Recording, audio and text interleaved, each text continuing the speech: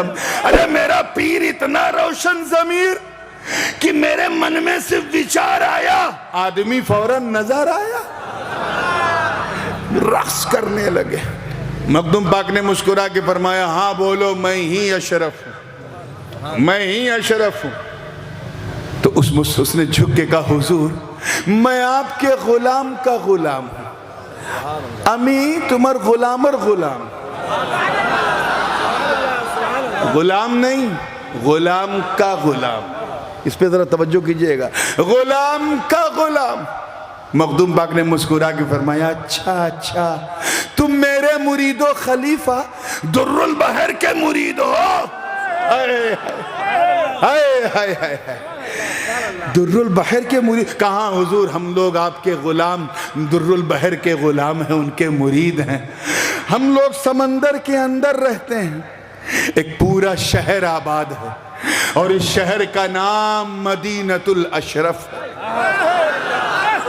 میرے پیر نے مجھ سے کہا جا میرے پیر کی سواری گزر رہی ہے, انہیں میرا سلام کہہ دینا. بس اسی لیے میں حاضر ہوں. سارے اصحاب وجد میں مخدوم اشرف خدا کا شکر ادا کر رہے ہیں, مگر سمندر کی لہریں ہمیں اطمینان دے رہی ہیں اور زبان حال سے کہہ رہی ہیں اے اشرفیوں تم اپنی قسمت پر, اپنی نسبت پر جتنا ناز کرو کم ہے. تمہاری جڑیں صرف زمینوں پہ نہیں دریا کی روانی میں بھی ہے. اس لیے میں ان سے کہتا ہوں جو اشرفیوں کو آنکھیں دکھاتے ہیں, جو ہماری ترقیوں سے جل کر سنیت میں تفریق پیدا کرتے ہیں, بکواس کرنا بند کرو.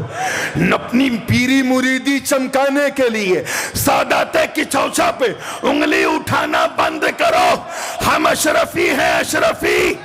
تم کیا تمہاری نسلیں بھی ہمیں نہیں مٹا سکتی, کیونکہ ہمیں مٹانے کے لیے تمہیں ہند مہاساگر کو مٹانا پڑے گا.